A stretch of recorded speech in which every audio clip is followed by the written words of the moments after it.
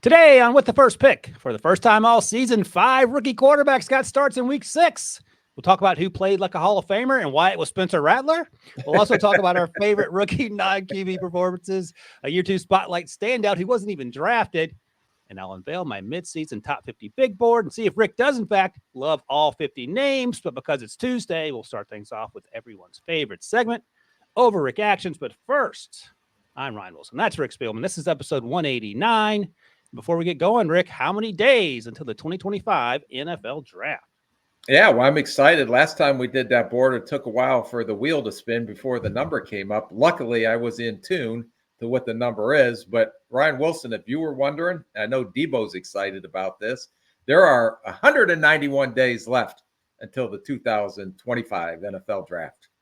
I forgot to update the hamster wheel. So the hamster's well rested, and he turned the clock in 191 until the actual draft, which, again, is crazy, but here we are. Hey, if you want to support the show, hit the like button here on YouTube, and next week, and Debo, mark it down. Rick, make a note. Going to talk about a few of these 5-star submissions, and if you don't know what that is, Rick, I'll tell you right now, leave us a 5-star review on either Apple Podcasts or Spotify, the name of an FBS or FCS draft-eligible player, and we'll talk about them on the show. We've already gotten some good names, and we'll dive into some next week, guaranteed. And by the way, Rick, as I was looking over the stat sheet of the standout performances from last week's college action, our guy Cam Scatabo, who was on last year's 5-star review, that dude's going off. And I'm glad we got a chance to talk about him last year. And I don't think we'll have an opportunity next week to talk about him, but he's going to be talked about soon because he's fun. Yeah, no, he was last year when we watched him, a big physical back that's a really good football player. And our colleague, Pete Prisco, was crowing about him, Pete Prisco being a Arizona State alum, on how good a football player he is on Sunday when I was with him. Yeah, we turned Pete on to Scatabo. He tried to turn us on to the tight end who has since transferred out. And by the way, Pete did go to Arizona State, but I stress the Sun Devil part, mostly devil when you talk about Pete Prisco. I think that's fitting. All right, it's time for everyone's favorite segment here, Rick. Over Rick Actions. Premise is pretty simple. We have 5 or so topics from the NFL weekend. Rick doesn't know what they are. Give us reactions in real time. All right, let's get to it. Let's start with the bad news. And this was tough to watch. And I do not understand why broadcasts and then people on social media insist on replaying these things for people to see. But Aiden Hutchinson got hurt, broke his lower leg. And you know it was bad when he was unable to move and had to take his gloves off and still made the play. That's Aiden Hutchinson. But if you're Brad Holmes and Chris Spielman and Dan Campbell, how are you going about replacing the best player in your defense, number one? And I did see that they made a move for Isaiah Thomas, the defensive lineman out of Oklahoma a few years ago, who was on the Bengals practice squad. Now, he doesn't solve the answer, but what are you doing in real time if you're the general manager sitting in the working suite and you see that happen? Are you calling someone immediately or are you just waiting? No, I think just looking at the way that the Detroit Lions operate, and they're not going to over-react on this. They went ahead and signed a practice squad guy who they probably scouted during the preseason and have monitored. Their pro department does a phenomenal job, but that's not what Detroit does or hasn't done. So I think it would be an over-Rick action to go out and try to make a move for Hassan Reddick or something. But there's still time between now. They have, 2 more games, I think, for the trade deadline comes to see if any of these guys can step up, because the inside guys, DJ Reader and Akeem McNeil, they were getting some really good inside pressure. So Aaron Glenn will come up with ways to create pressure differently. I know they don't sacrifice the future on their draft picks, and that's how they built this roster. And they don't over-react on a major injury. And it's a shame because Hutchinson was probably having his best year. I mean, going into this game, he even had a bye week the week before and led the NFL in pressures by 11 more pressures than anyone else in the league. So that is a major, major loss. And sometimes when you over-react to go out and make a move, sometimes that move doesn't come out. So I think they'll be patient. They'll see what they got. They have a great coaching staff that develops guys, and I think Aaron Glenn will do a great job creating pressure different ways. Now, we'll see going forward. They'll have a couple weeks of a sample size of what their defense is going to look like, and if they can get pressure on the quarterback. And maybe they do make a move, but I don't see them making any kind of major move and giving away significant draft capital, even though that was a huge loss for them. And maybe their offense carries them, because Offense it's is carried looking them. pretty good.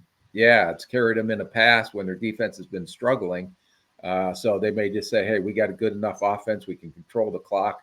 We got two great running backs. We got a great offensive line, and let our defense continue to go as it's going. Although without Aiden Hutchinson will be a big question mark.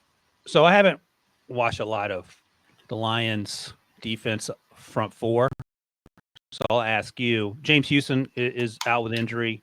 He was a situational pass rusher that flashed as a rookie. Josh Pascal, they drafted out of Kentucky a few years ago. Flashing. And Levi Owens-Urike last year, thank you. And Levi Owens-Urike was a former second-round pick. Are those guys doing anything enough to make you feel okay about where they're going, or do they? I think they flash. You see spurts on them. They tried to sign Davenport and to try to fill that, but again, I think he's on IR and injured again. So I don't know if he'll be eligible to come back after that 4-week span. I don't remember what his injury was, but I don't know if there's a better defensive end or a better pass rusher right now than the way Aiden Hutchinson's been playing this year. I don't want to beat a dead horse, but it feels like, again, overthinking Travon Walker versus Aiden Hutchinson when you look back at that draft. It just seemed clear to me. I remember watching Aiden Hutchinson his second year at Michigan. He was fine, but there was some buzz about him, but I didn't get it. And then years 3 and 4, because I think he came back for his final year, it made a ton of sense. And the other thing, Dan Campbell, go ahead. Yeah, Travon Walker, he had 3 sacks the week before his best performance, but then kind of disappeared in the Bears game over in London this week. So, but I know it's a pretty, I don't want to say simple philosophy, because they go through the process like with a fine-tooth comb. And I know the process that they use up there, but it comes down to passionate football players that are productive, that you want to go to battle with every week. And if they're productive in college, you're going to be productive in the NFL. So just to full circle this thing, has there ever been a situation where you've been in the working suite during a game and something happened where you picked up the phone immediately, or has that never happened? No, that doesn't happen. Okay. You're not going to make a knee-jerk reaction. You come back, you regroup on Monday, you talk, you have meetings, you talk with your personnel department, go through all the significant, the possibilities, the coaching staff. Do they believe they have some young guys that can step up? Sometimes this is not a situation where, the head coach is that he has to win this year, even though they're winning this year. They're not going to fire Dan Campbell. So I would. Yeah. Get him out. Yeah, get him out. Horrible coach. So I think that they will just take a very conservative approach. They'll look. I mean, you make calls, but you're not going to do something silly that's just out of left field Right. to give away some things that you can potentially help your ball club in the future with future draft picks. All right. You mentioned, unless you're in dire needs, because I did it with the Sam Bradford. So go ahead. Yeah, but that was literally days before the start of the season, and you had no choice. You mentioned the team that went over to England and no-showed. They're still there because they have another game to potentially no-show for. The good news is that Doug Peterson hasn't yet gotten Robert Saleh. He still has a job. You could argue whether he should have one or not if you're a Jaguars fan. They looked lifeless against the Bears. And I'll just tell you what Andre Sisco, the safety, said after the game. Safety for the Jaguars. He saw, quote, a lot of quit in his team, which is not something you want to hear from a starter who's a big part of what you do. He said, how should I say this? A lot of quit. As the last line of defense in a situation like that, you can feel what we're playing as one, when we're playing as one and when we're not. I felt that very early in the game, maybe after halftime, it felt like we weren't playing as one. It looked like that, and we'll talk about Caleb Williams in a moment. They're the quarterback they faced, because there's a lot of blown coverages in that game just from watching Caleb Williams. It stuck out. But I want Debo to cue up something that our buddy Pete Prisco said to you and the rest of the set on Sunday about the Jaguar situation, because it ain't great. No, he Well, went I'll off. tell you what I've heard from people inside the building is last year the young players didn't know how to handle success. They went in as the #1 seed against the Ravens that Sunday night, got blasted. That was the end of it. Didn't know how to handle it. Well, that's your coach.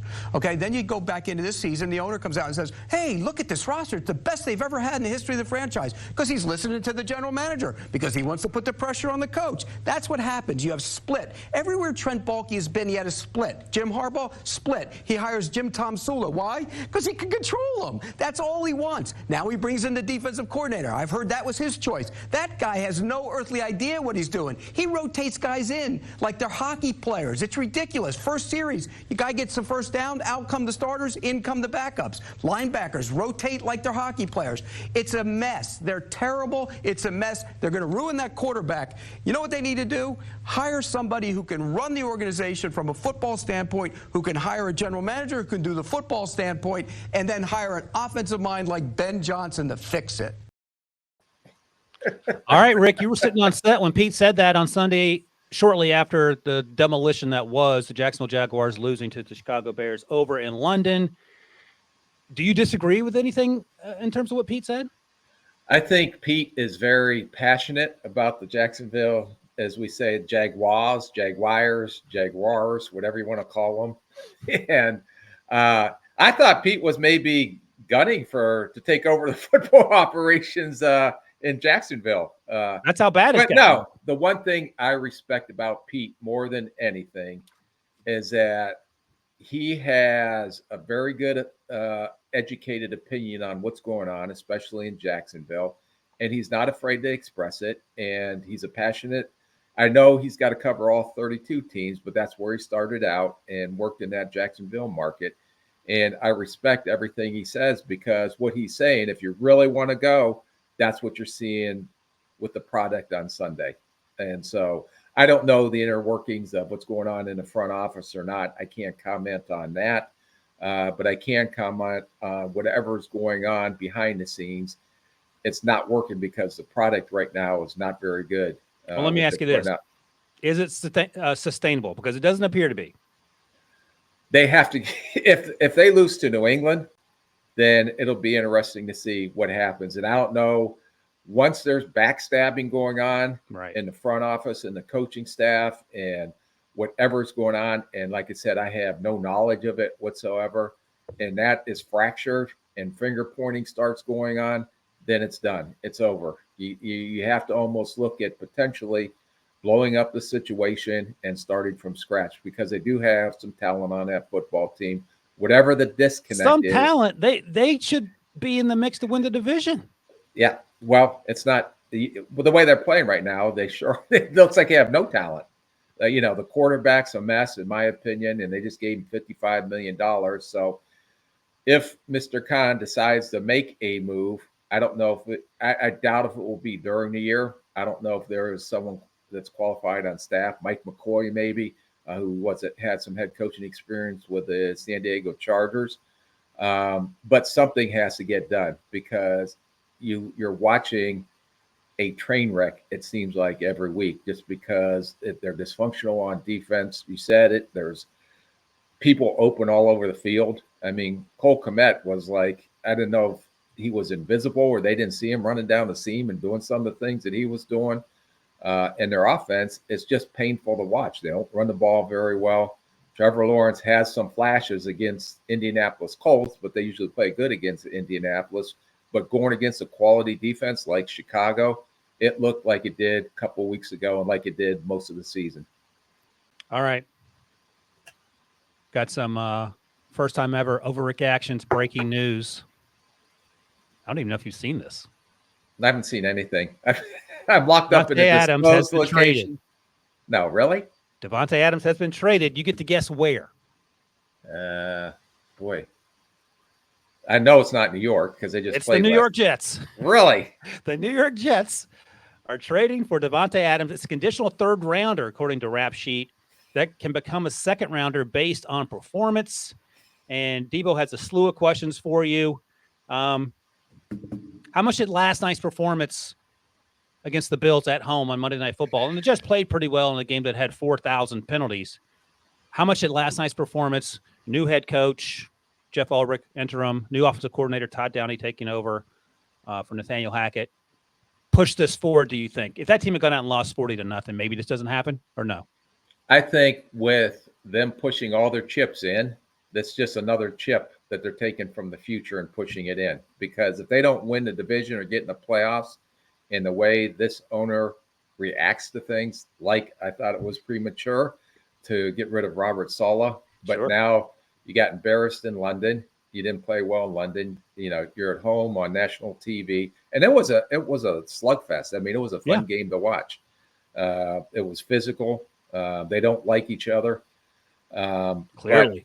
Yeah. Now, if the kicker doesn't boink two off the goalpost, maybe that's an issue. But with Aaron Rodgers and Davante Adams, we'll see what happens. I guess it didn't work out for us when we were kind of struggling. And Brett Favre's last year, the year before, that's when we lost to New Orleans in the national or the NFC Championship game down in New Orleans in overtime. And then we came back. Brett Favre came back. Same kind of situation. Bountygate, right?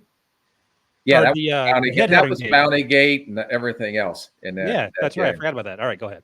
So Brett Favre comes back. We're struggling early in the season. We made a move to bring in Randy Moss to try to spark it, and it didn't end up working out. So it'll be interesting to see if this works out or not. But hey, sorry to interrupt. Let me make sure I get the timeline right. So Randy had been in he was in the Patriots. New England.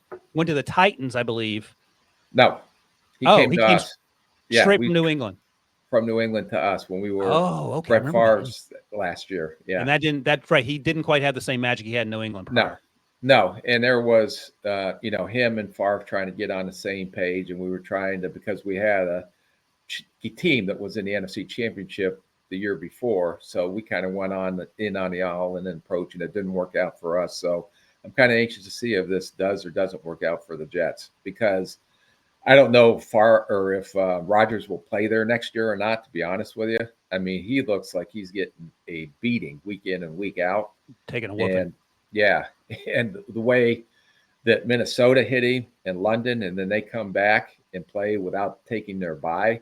I mean, that's a 40-year-old body trying to recover from an overseas game. So we'll see what happens. Hopefully it does work out for the Jets, and this is a great move. But the one thing that I experienced, I remember we tried to get aggressive to go get Randy Moss, and that didn't work out for us. All right, so Davante Adams is 32. Debo wants to know what you think about the compensation, the conditional third, potential second. It's a all-in move. So that's Tom Telesco. You know, he's in a rebuilding thing out in Vegas because they don't look very good right now either. You know, they don't have a quarterback, so they're not going anywhere this year. They're not going to be able to compete in the AFC West. They're not going to make the playoffs. So if I was in Tom Telesco's shoes, I would say this is a great deal. We get an extra Friday pick that can go to a 2, depending on whatever parameters they put in that deal to make it go to a 2. And then if I'm Joe Douglas, it's like, hey, we've already done all this offseason with the offensive line and everything that we did. All the moves that we made, you know, is Hassan Reddick coming or not coming? Now you got Drew Rosenhaus, right? Who switched agent coming in. And the one thing I can say about Drew is that when it's deal-making time, he figures out a way to make deals. Now, what I understand and what I read, Ryan, you can correct me if I'm wrong, but there is a small window where they can go ahead and shop Hassan Reddick right now. And if that window closes on a trade, maybe they say, okay, then we can't trade him. So let's get a deal done to have him finish out the year.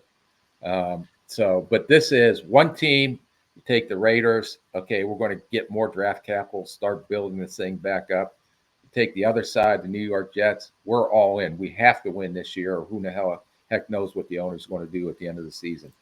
Couple things.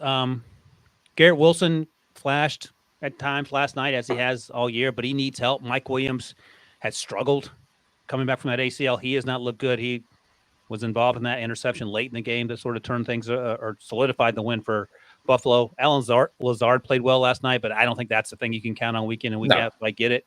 And to be clear, Davante Adams is only 31. His birthday's in 2 months, so I don't want to give him an extra year.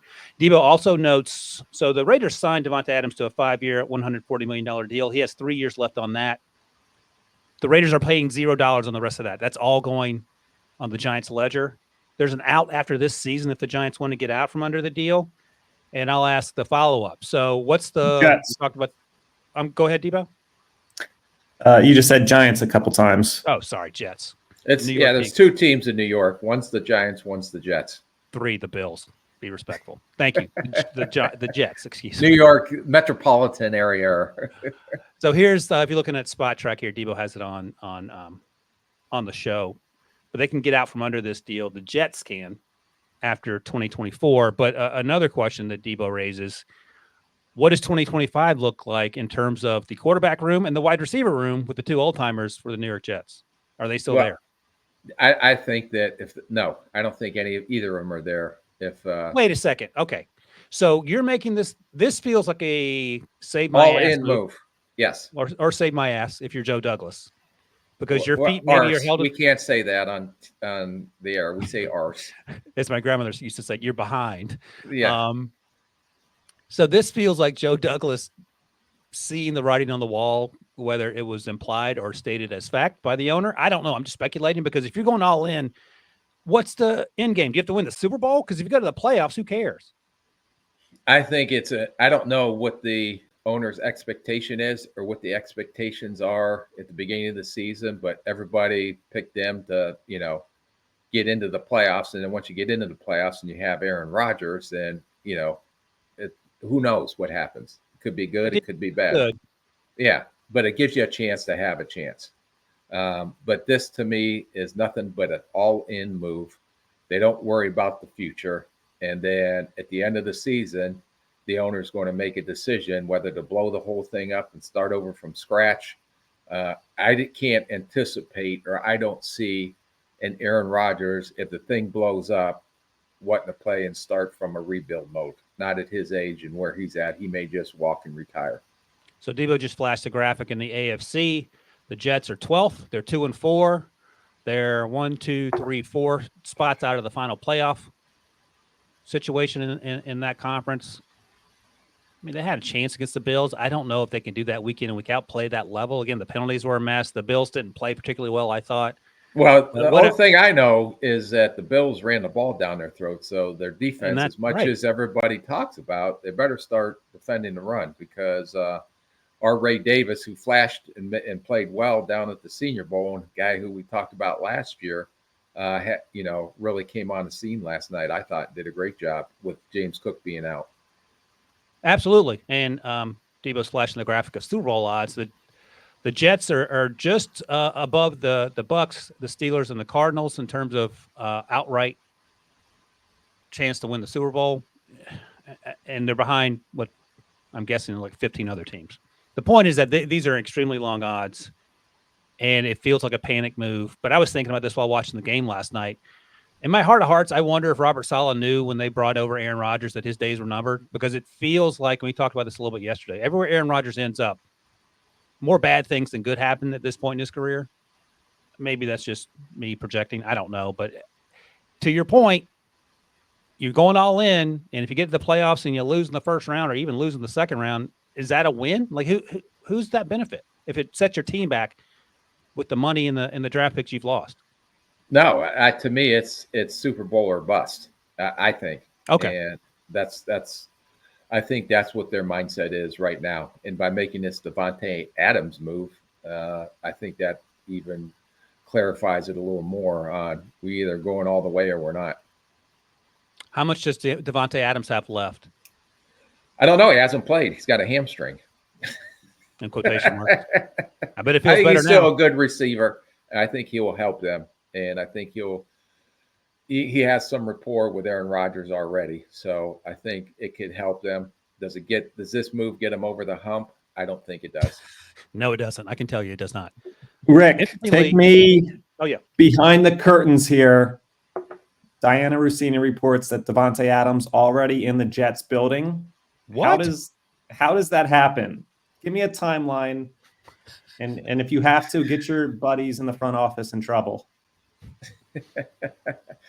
I am sure that behind the scenes, if this happened that quick this morning and he's already in the New York Jets building, there was a lot of conversations going on yesterday. And, when we did a Sam Bradford, no one knew about it until Bradford was almost out of practice. So it was kept under the rug very well. I'm sure Tom Telesco and Joe Douglas figured out what the draft compensation was going to be before the game. And I've been situated, hey, let's get us through this game and then we'll solidify everything tomorrow. He's got to come in and, pass a physical, which I'm thinking that he'll be able to pass a physical. But this was all done pregame because you just don't call him up at 2 a.m. and say, hey, come on, we just finished the deal. And You're asleep. yeah, I would have missed that deal because I'm in bed by 9:30. But I think all of this was done before the game last night.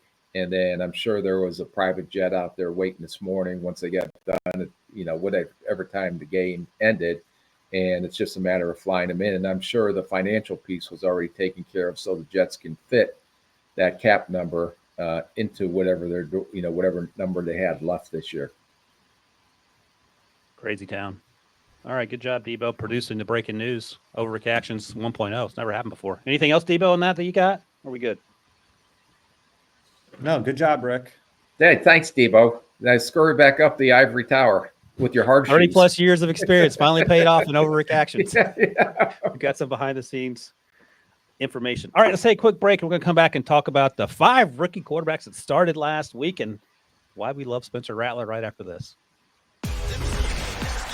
Get ready to raise your cup to Canadian football's biggest game of the year. There ain't no party like a Grey Cup party. November 17th on CBS Sports Network.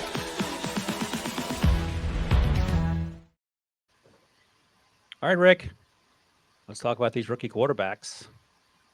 And we'll start in London. 9 a.m. Eastern game. Bears and the Jaguars. Caleb Williams keeps getting better.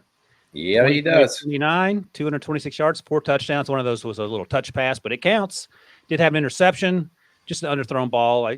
It happens. I'm not mad about that. I love the idea. Throw it a little further out there. It has a chance to be a catch. Ran 4 times for 56 yards, and the Jaguars are basically a homecoming team at this point. I continue to be amazed at Caleb's ability to throw off platform. Early in the game, he threw to his left to Rashawn Johnson, who made a great catch. Couldn't set his feet and basically just did a no-look to his left with his feet facing forward. That sort of stuff still gets my attention, even though it feels like he does it every week. I thought the Bears' offensive line probably had their best week of pass protection just in terms of watching it. I didn't go back and look at the numbers, but they gave him more time, so much time, in fact, that he looked like he was getting a little antsy after getting through a couple reads and looking to run. But for the most part, I thought he did a really good job staying in the pocket. You talked about that Cole Kmet touchdown on the corner route in which he was invisible. A couple guys were running wide ass open, and to Caleb's credit, he found them. He can't help the fact that the Jaguars didn't want to play defense. And the last thing I'll point to is that that big boy tight window throw at the end of the game. Well, about 6 minutes to go on 4th down, 4th and 3, laser to Keenan Allen, put it right on him, kept the clock running. They were up by 19 points at that point, but you like to see it. You like to see it at the start, you like to see it at the finish. Keep getting better, keep playing on time, and you got to be pretty excited if you're a Bears fan. Yeah, no, they haven't had a quarterback like this. Now, the only thing I would say, I wouldn't put him in the Hall of Fame yet, but last week I think did they play Carolina, and then this week against a porous Jacksonville Jaguars team. So he's going to get tested. He's still going to have some ups and downs, but the one, because they got to play Detroit, who's playing better on defense, although they lost Hutchinson. Green Bay is leading the league, and they're like a turnover machine on the defensive side of the ball. So they have ways to go yet, but every week it's better and better and better. And he's more comfortable. He's more confident. They're starting to click. He's clicking with all the playmakers now, with Keenan Allen now being part of the mix. Rome's playing better. Yeah, and DJ Moore and what he does. They're running the ball better, which helps take some of the pressure off of Caleb Williams. And so I think you'll continue to see him get better. But they played against two pretty bad defenses. And I know going over to London for the first time, I thought the kid handled it incredibly. But they got some, looking at their schedule, I don't have it in front of me. I'm in an undisclosed location right now, but they're going to have a couple of tough defenses. So it'll be interesting to see when he has to face some of these defenses coming up. Debo, I can tell you where Rick is. He is in Jacksonville applying for the general manager job. If you won't say it, I will. Let me look real quick and see what the Bears have coming up. Oh, look at Debo. Look at Debo. So, right. The Panthers, the week before that, it was the Rams. The Rams are banged up. Next up, they have a bye. Then they play the Commanders, whose defense has been opportunistic, but they do have some holes there. The Cardinals defense, okay, and maybe the first test doesn't come until the Patriots in week 10. Yeah, and then you look at the three: Green Bay, Minnesota's defense, and even Detroit's defense. Those will be three pretty good tests. And then you got San Francisco. So it's great that he's having this success now because I think it's building his confidence. Right. Because when it gets to the nut crunching time during the season, down the second half of the season, when you're fighting, it to me is the most competitive division in the league. I don't think it's, or maybe, and you can fact check me, I think it's the only division that every team has a winning record. And so I don't see if people in preseason thought that was going to happen, but there are four playoff caliber teams right now fighting for the NFC North title, and someone's going to get knocked out of there because they all got to play each other. You are in fact right. Not only do they all have winning records, no team is worse than 4-2. Packers, Bears are 4-2, Detroit's 4-1, and Minnesota on their bye is 5-0. So yeah, that division is absolutely balling out. All right, pop, right? Oh yeah, pop. All right, let's go to your nemesis in Denver. Bo Nix hosted the Chargers, and this game was a blowout early. In fact, it was 23-0 in the fourth quarter. The Chargers were leading, and up until that point, Nix didn't do a whole bunch for me. His very first drop back was an interception to Mims. I don't know why he threw that ball. It was safety over the top, cornerback in coverage underneath. The ball was tipped, and then it was intercepted. The check down was wide open, but here we are. He still plays too frenetic at times, and I'm trying not to let the Rick Spielman hatred of Bo Nix bleed into me watching him. But it is what it is. You're watching him play, and I don't know how much progress he's made from week 1 till today. Now, I've talked about times where he's gotten better, and we've seen glimpses of things that feel good. He still leaves clean pockets too early. I think he drifts in the pocket sometimes into trouble.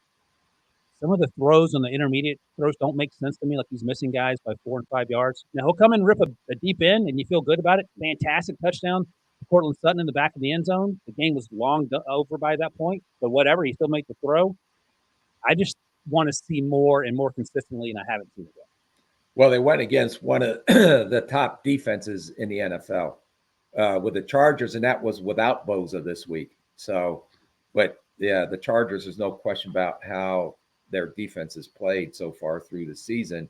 I think the first 7 possessions, punt, interception, fumble, 5 punts and 2 turnovers, and you can't do that in the NFL and win games. So you're right. It was 23-0 going into the fourth quarter. Now in the fourth quarter, he did play better, although the game was out of hand. He makes some splash plays with his legs. I mean, he can move around and scramble. You see some of the splash type throws that he makes. Wow, that's a great throw. But it just never looked like they were in rhythm or had anything going on offense against, a very good Chargers defense. And look, that's not all on Bo. He's a rookie. He needs some help. But and you make this point, and I can't disagree with it. When you're comparing him to the other quarterbacks in this rookie class,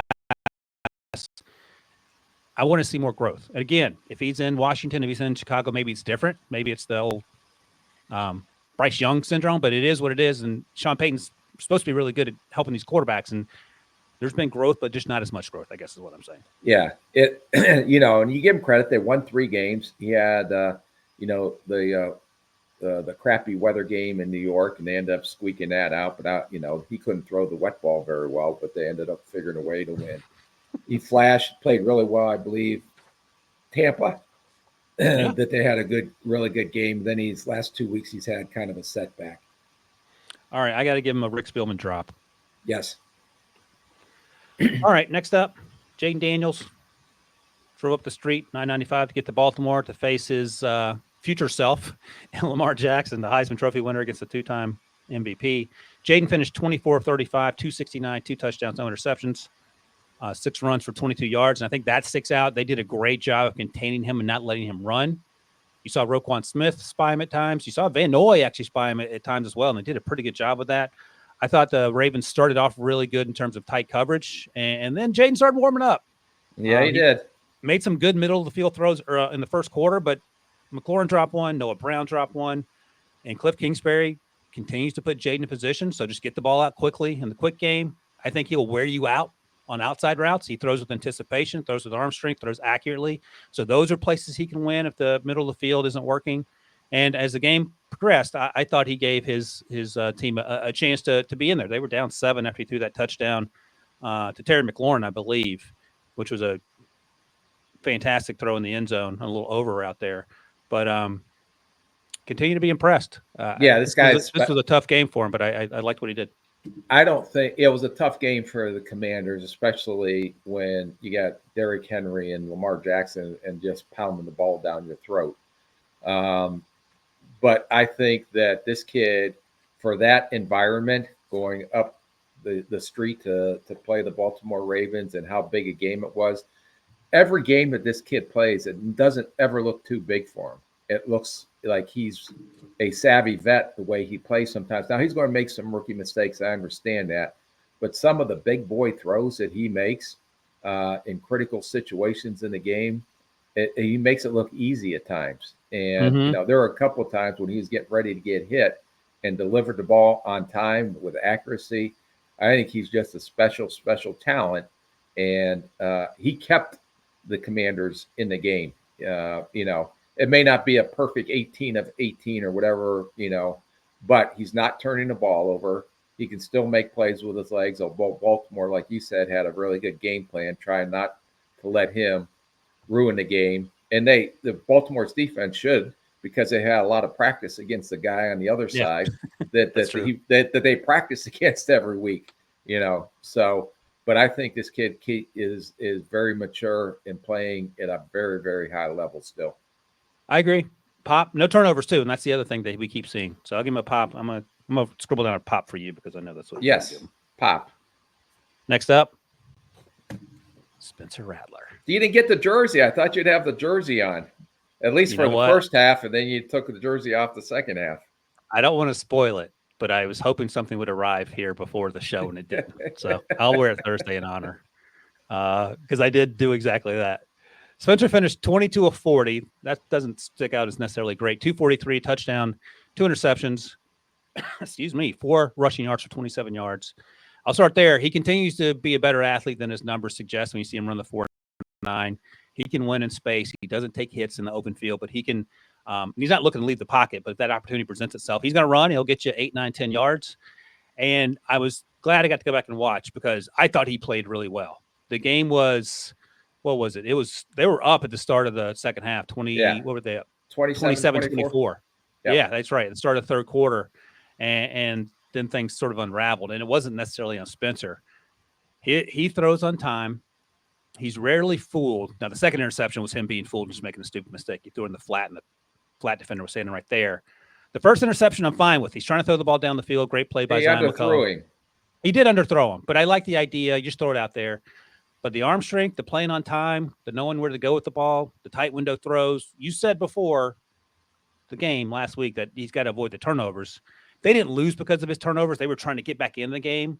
But still, you don't want to see those plays. But overall, I was very impressed after going back and watching and only seeing the highlights as Sunday unfolded with how he played. And I know he was frustrated afterwards. I understand that. But I came away feeling better about Spencer than I did going in. Yeah, I thought first half, I thought Clint Kubiak did a great job on game planning and making it easier for him. Like they got him out on a lot of play action and boots, so he had one read. Did a lot of things to make sure that he had a chance to have success. In the second half, I didn't see it as you did, as glowing as the first half. I thought Todd Bowles and that defense did a much better job adjusting now that they've got at least a half underneath their belt on what this kid is capable of doing. and made some adjustments at halftime to make him not as effective. The interesting thing I'm going to see is now that there's a game tape on him and what Clint Kubiak does with him. And like I said, he tried to simplify his reads. By getting him outside the pocket and on those boots, it's either A or B, or you're going to run the ball. But then the second half, they ran a couple of those boots, and Tampa had a pretty good answer to what was hurting them in the first half. So I was very encouraged what I saw for his first start. I also saw some hiccups, especially in the second half. But now, and what usually happens, there's some pretty smart defensive coordinators in this league. Now that they got a game underneath he's got a game underneath his belt, and they got an idea of what Clint's going to do with him, because it's a little bit different than what they did with Derek Carr, just because of the lack of experience. It'll be interesting to see in their next game, which is coming up here on Thursday night for the homecoming of Sean Payton, which will be a very exciting game with Denver. And that defense, to me, is even better than Tampa Bay's defense. Yeah, I just looked it up as you were talking. 2 days from now, as we're recording this, that's going to be a big game. That game is suddenly exciting. Revenge game. Two rookie quarterbacks starting. Rookie quarterbacks, yeah, absolutely. All right, let's go. Yeah, and to your point, I think Patrick Surtain left Sunday's game with maybe concussion-like symptoms. Yes. So I don't know what his status is. Obviously, the Broncos would love to have him. Riley Moss is playing well. Yeah, he is. Cornerback 2, the original Cooper DeJean. I can say that, right? The original Jason Sehorn. Oh, God, you can't say that. Of course I can. He's balling out, and I'm glad he's doing well. Yeah, that's great. Yeah. He is playing well, but we liked it. I liked him at the Senior Bowl. You remember we watched them one-on-ones and things, and it's like, this dude can turn and run with his hips, and he can stay with receivers extended downfield. He was one of our pops at the Senior Bowl 2 years ago. In the fall, I thought he was a really smart player, but I wondered about his athleticism outside. And then to the Senior Bowl, he just said, "All right, watch this." And right. Everybody wanted to convert him to a safety. Remember all that? Not talk? Me. Yeah, that was you. Yeah, you. It was you. Keep the guy in corner. Are you going to give Spencer a pop? I'll give him 2/4 of a pop, and then neutral, and then a drop. So, but overall pop. First I was waiting to see if you could do the math on the quarters. You did it. Good job. Yeah. I'm going to give him a pop. So he gets a pop and a half. Very good. All right, next up, Drake Maye. I'm going to start with this. The Patriots offensive line stinks. Now, they did their best. I looked up the numbers. Let me double check here. For week 6 in the NFL, the Patriots offensive line, one of the 5 or some combination thereof, they were beat 38% of the time on dropbacks. That was 4th somehow. There were teams that were worse than that. But my point is that it's not great. So knowing that, the first dropback was an interception to Pop Douglas. He just airmailed him. That was a bad throw. I think he was amped up. I get it. I think he knew what he wanted to do. He was under a lot of pressure all day. You're gonna, and I said this before, and this is no grand proclamation. He's gonna have to win with his legs, and sort of like Jaden does. And we saw some of that. Didn't take the big hits, which is great. He unloaded some deep balls that looked like long handoffs. The fact that Kayshon Boutte beat Derek Stingley, former teammates at LSU, was right before the half too. That was a great route, a great win, and a fantastic throw. I think it was 36 air yards, 40-yard touchdown. That was perfect. They tried to get the ball out quickly. And I'll give them credit. A lot of times on third down, the Texans would play a super deep single safety, and they just kept running slants to Pop Douglas. And he hit one for a touchdown, hit one early in the game for a first down. So simplify it in that way. But I don't think it's sustainable in the sense that you're not going to win like this, because they were playing from behind. And if the quarterback's getting teed up because they know that it's going to be a drop back, that's not going to work. Not a bad start. There's some things I want to see him clean up. I thought he got fooled a couple times, but he's 21. I think this is to sort of, what's it called? To give you a peek ahead here. I mean, I thought he popped. I would say early in the game he struggled. He did have some drops. There were some nice balls that come. Yeah, Jalen Polk had a great anticipation throw in the middle of the field. It hit him in the hands and dropped it. Yeah, some of the accuracy was inconsistent. I thought the more comfortable, the longer the game went on, the more comfortable he got in the pocket, especially with that offensive line in front of him. different than Spencer Rattler in the fact that this was a blowout from the beginning, where Spencer Rattler was in a little bit of a shootout there in the first half. And then Tampa, like I said earlier, had to adjust their defense accordingly, which kind of neutralized, this hot start from Spencer. I don't think Houston had to do any neutralizing or reshuffling their game plan against Drake Maye. So he had an opportunity to make some plays, especially in the second half.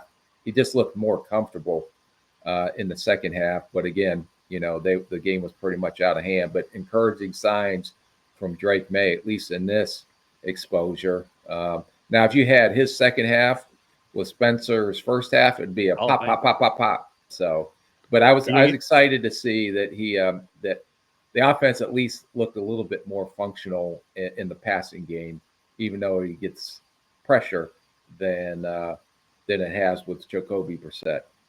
3 touchdowns, 2 interceptions. Debo's got a graphic here if you're listening. Patriots QBs in their first career start. Only person that's thrown for more passing yards was Jimmy Garoppolo back in 2016. Mac Jones' first start was a loss as well.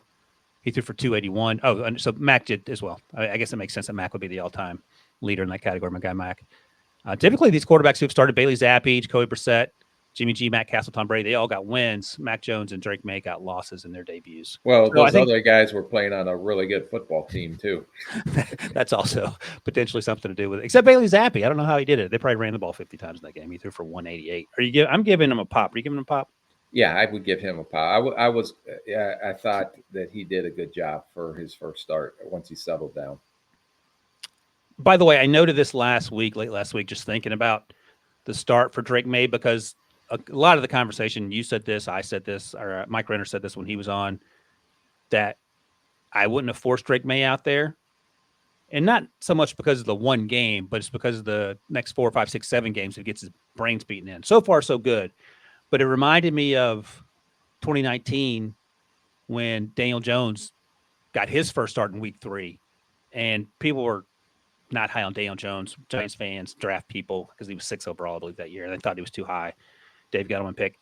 That first game against Tampa Bay on the road, 23-36, 336 yards, 2 touchdowns, no interceptions, ran for 2 more touchdowns. And everyone had to apologize the next 4 or 5 days in the media. And then Daniel Jones started it up. Just to point out that one game doesn't mean anything good or bad. I want to make clear that, and I think I think that Drake Maye is a better quarterback than Daniel Jones when he came out. Yep. And your concern is the same one I had. You're talking about the next 2 months of him getting his brains beaten in, not just playing one game. Right. Yeah. So good start. Tough loss. He'll get an opportunity to go to London and get Doug Peterson fired. So we'll see how that plays out this weekend. And quickly, I'm going to rank my quarterbacks.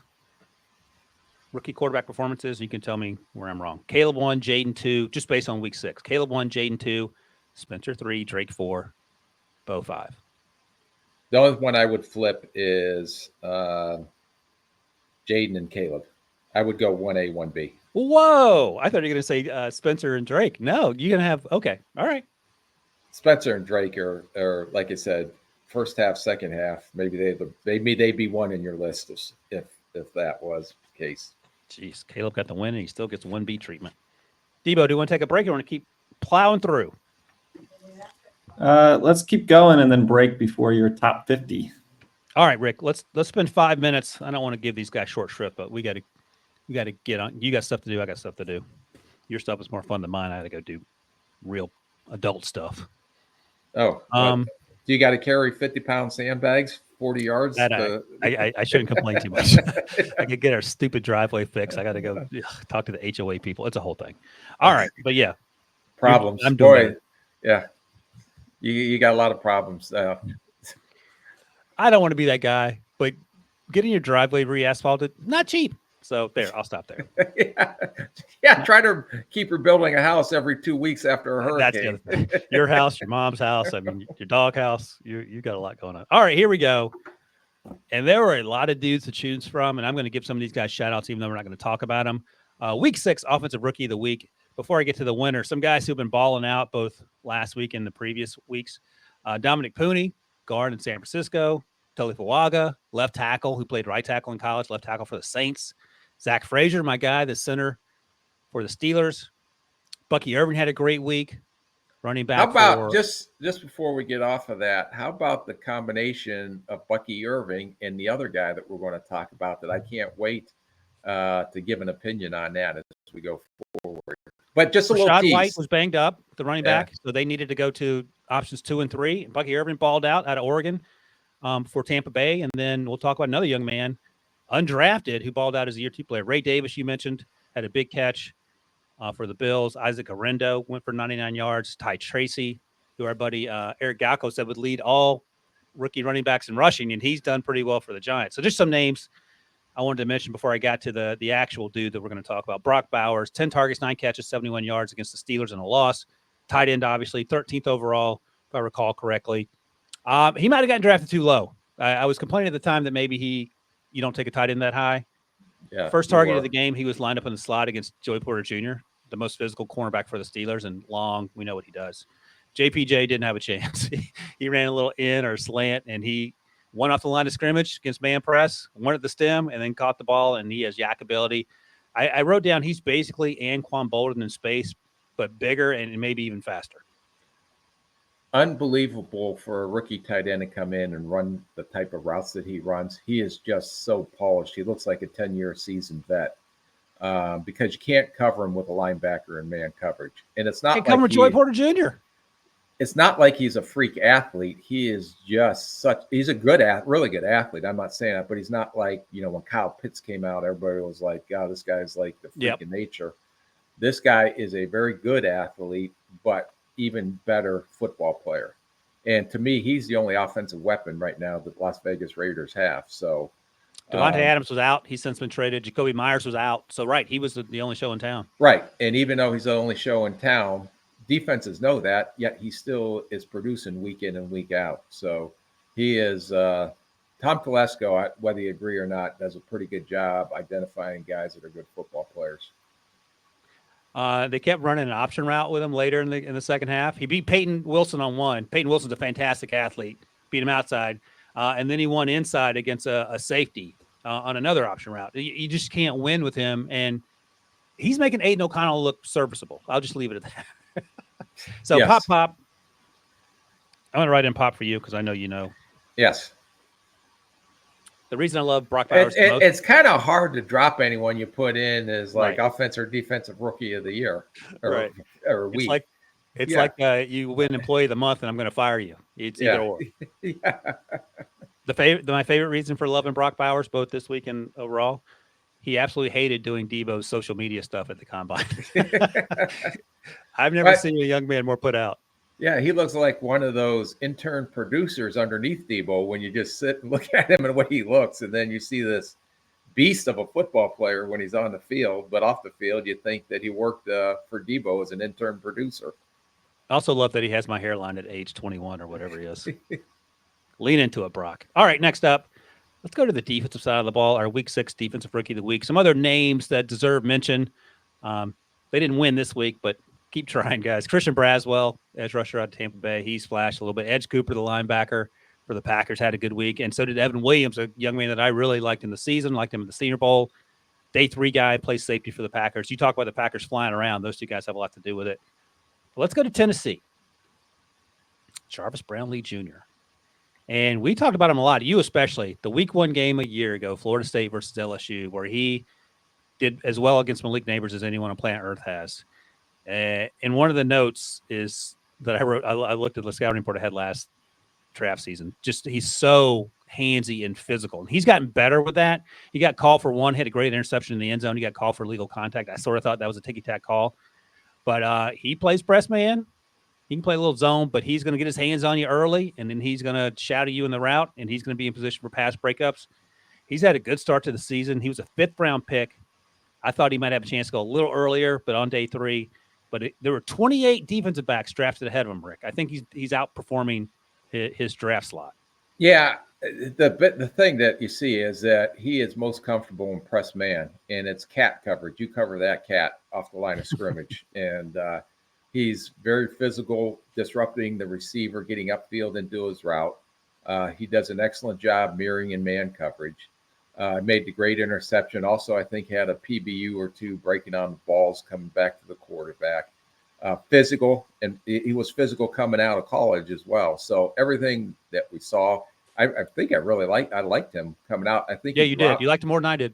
Yeah, because I don't think he ran as fast as everybody thought he was going to run, or there was question about his speed. But when you watch it on tape, there's no question about this kid's speed. So He's running with Alec Pierce, 4.3 yeah, guy. that's why I said he matched up with a guy that can run now, and Alec Pearson pretty much, I thought, locked him down for most of the game. So kudos to him. That's the first time I've seen him play this year, and I was very not pleasantly surprised, but very excited to see the same style translate to the NFL. And note to self, when we're evaluating these guys for next year's draft, because there's a couple of them I've already seen, these press guys that are physical end up playing pretty well in the NFL. And one of the things that Jarvis was able to do is mitigate the handsiness downfield. And I've talked about that. Like, how do you do that? And you've said it's, you can coach it out of him, and he's gotten it pretty quickly. In addition to Alec Pierce, he was locking up A.D. Mitchell, too, another guy who can run and a big physical receiver. So great start for him. Good to see. They lost that game to the Colts, but it wasn't because of Jarvis Brownlee. No, all right, let's go to our year 2 spotlight player for week 6. And you hinted at this guy. Another guy that was in the running. There are a lot of guys. Brian Branch is playing out of his mind. He won't get the nod here. We talked about him just about every week last year, it felt like. And, we keep coming back to why he's a second-round pick because you're in the 4.58. That was stupid. Okay, we get it. But we're going to talk about Sean Tucker. Undrafted out of the Cuse. 14 rushes, 136 yards, 9.7 yards per carry, that turns out to be. 1 touchdown. Also had 3 catches for 56 yards and another touchdown. And I went back and read my my notes from him coming out last year. I'm going to read this, and it's literally what happened in this game in their win against New Orleans. I said he has the ability to stretch the defense horizontally before hitting a crease and consistently getting to the second level, runs with a low pad level and low center of gravity. Surprisingly, has a surprising ability to accelerate to get to the edge and then outrun second and third level defenders downfield. And he's an asset in the passing game, although his pass blocking needs some work. And that's basically what happened in this game. He's not going to wow you with – he ain't Ashton Jenney back there. You run a little zone scheme. He sees the crease, he hits it, and then he runs over guys. And then I thought he was quicker to the edge than perhaps I'd given him credit for. The reason he didn't get drafted, I think he had an injury history, and that may have played a role in why he ended up being undrafted. Yeah, and boy, let's pat Ryan Wilson on the back. You got your one. Nailed it. Yeah, first one since we've been doing. I thought he'd be a 6th-round pick. He was undrafted. Home run. Yeah. No, I think because when he was healthy, he was a very productive running back at Syracuse. And the vision, the power that he runs with, I think he's faster than people thought he was going to be because he did outrun Angles in this game. The ability to catch that TD catch he caught on a swing route and just made Great everybody hands. else. Yeah. Did a great job and scored. So the biggest reason probably why he didn't get drafted, and you're right, was because of the durability issues and all those concerns. I don't think he ran before the draft because he was hurt. I thought, did he get hurt his last year at Syracuse? I believe so. I'll have to double check, but it was because it was more of an injury process. Yeah, injury history, and I don't recall him running before the draft. And if an injured player can't run, then maybe people get a little scared about that just because they're either hiding something or he's not healthy. But he balled out. And then I liked Rachaad White, but I don't know. I know he was injured and didn't play this week, but when you see what Bucky Irvin's doing and now Sean Tucker is doing, they're not going to can Rachaad White, but sure, with Rachaad White coming in, I believe the last year of his contract, I don't know if they're going to sign him back when you have 2 young running back studs, at least what we see right now in Irving and Tucker. Tucker did not run the 40. I just checked real quick. So he was probably laid up during that stretch. And the other lesson is that, and not to echo our buddy Pete Briscoe, but you can find running backs anywhere. Yeah, you can find running backs everywhere, but you can also find running backs like the Gibbs of the world and the Ashton Genties coming out in the world that are difference makers. So the Adrian Petersons of the world, the all these running Bijan Robinsons of the world. There's a lot of running backs that go in first round that also have the King Henry of the world. Yeah, you're not going to find those guys because they're going to be long gone, 7th round free agent. But there are a lot more success stories, I guess, if you did a history lesson on guys in the later rounds and as college free agents. Yeah, so great game by Sean Tucker. Way to represent the Qs. Love to see it. All right, let's take a quick break. When we come back, get your thoughts on my top 50 midseason big board, which just came out, and it's an absolute home run. Talk about that right after this. Welcome to JJ's. I'll have a... Wait, there's no way I can get a burger? No chance. But you can have the NFL on CBS streams live on Paramount+. Oh, hang on. There's a toy. I'm not sure why you were laughing at my top 50. Well, I looked at the list, and then I highlighted guys in green that should move up. I highlighted guys in red that should move down. Oh, boy.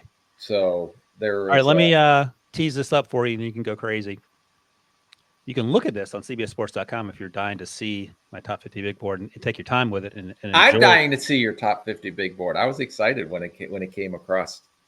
All right, I'm going to tee you up on number 1, and then you can go from there. Are you okay with Travis Hunter as my number 1 player in my big board? Yes. Okay. Okay. Now, you might disagree with number 2, and then you can go on with what you like and what you hate. Tedderell McMillan, the wide receiver out of Arizona, just feels like an easy choice for me if you're looking for a wide receiver in the top 5. He's your guy. Like, it doesn't have, you're not trying to squint to figure things out. I had him number 2. Yeah. I'm going to just say I went all the way down to 18 because you're not assigning them to a team need. This is just you grading them as football players and what you see. So I'm honestly not going to argue with you much on your 1 through 20. Oh, but okay, after good. 20, it gets a little hairy for me. All right, let's get down to where do you want to start? Okay, dropper at 19, Quinn Ewers. I think he's too high as the 19th player on your big board. You're not going to get a lot of push from these quarterbacks because a lot of me, I'm trying to talk myself into a lot of these kids, but fair enough. Go ahead. Yeah, and then I was okay with some of the other guys at number 20. Rick, let me interrupt you quickly and explain a couple things. Benjamin Morris, number 17, if you're watching, the cornerback out of Notre Dame, his season's over. He has a hip injury, which stinks for him. I had already left Josh Simmons off, the left tackle at Ohio State. I had left Harold Perkins off, the edge rusher at LSU, and Siobhan Ravel, the cornerback out of ECU, all guys that would have been on this list, but they have season-ending injury. So, unfortunately, I'll probably take Benjamin off, too, until we find out what his future is going to be. But I just wanted to say that. Go ahead. Okay. Well, if you really wanted to do it the right way, you would put them where you would have them stacked on your board and then put them in red so you know that they're injured. Because what if they are, we don't know the severities of the injuries, and if they do come out, what if they're completely healthy by the time they get to the pre-draft process? I didn't kill them off. I just made a note that not to include in my midseason big board. I'll circle back to them. Okay. Well, just make sure that, if you want to do it right, I would highlight them in red and put injury. I'm making a note with my red pen right now. Yeah. But still give them the value that you see them at, and then we'll see what happens after that. Because we'll talk about that later. That later. If I'm a fan, it's like, why did he have ECU? I know he tore his ACL, but he's still a good football. No, just trying to save you a headache. Now, if I can go ahead and make some corrections on 20 down. All right, what do you got? Ewers, we talked about that. I think he needs to go down. Charles Grant, your Bill and Mary guy, is way too high for me. I've seen other guys that I like better than that. Have you watched Charles yet by any chance? I watched one game on him. Okay. So there's a lot of tools to work with, but okay. I think it'd not be 28 though. Fair enough. Yeah, I think I wouldn't put him in the top 28. So all right, go ahead. Egbuka is a riser for me. Oh. You saw what he did in the Oregon game. All year he's been making plays. We're seeing the Egbuka that we saw back in 22, not 23. Because 23 he played the whole season with a high ankle sprain. And now all of a sudden you're seeing this explosive guy that, like I said, is in the Chris Olave type category with me. if I want to make a comparison on Ohio State guys. So I think he is going to be rising up the top 50 list. Right behind him, yeah, I mean, you're killing my guy Carson Beck. I will bet you $1 that he does not slip out of the first round. You and all your other people can. This guy's too good a football player. I wrote this in I think I wrote it here in the story. The 2 quarters he stunk. The last 10 quarters he's been really, really good. Yeah, he has. He's been very, very good. So And fair enough. And I'm not willing to give away that dollar, but let me ask you about the guy right behind him who had a very tough afternoon in Eugene, Oregon. Yeah, that's the one that Denzel Burke, the cornerback at Ohio State, for people listening. Yeah, if it's Denzel Burke, and then he had a rough go on national TV on that showdown in Eugene, Oregon. He's been playing good this year and worthy of a first round pick, but the thing that's going to, I almost dropped him a little bit lower just based off of that, which probably is unfair. Yeah. Based off one game. Now, how's he going to respond after the bye week? Because I think they come back. Ohio State has Nebraska, then they have Penn State coming off the bye week. And let's see how he plays after having such a poor performance against Oregon. So he may be a Trey Arnold situation from a year ago. Yeah, he may be a little bit of a yo-yo type guy on whether he's going up and down. So he just needs. All right.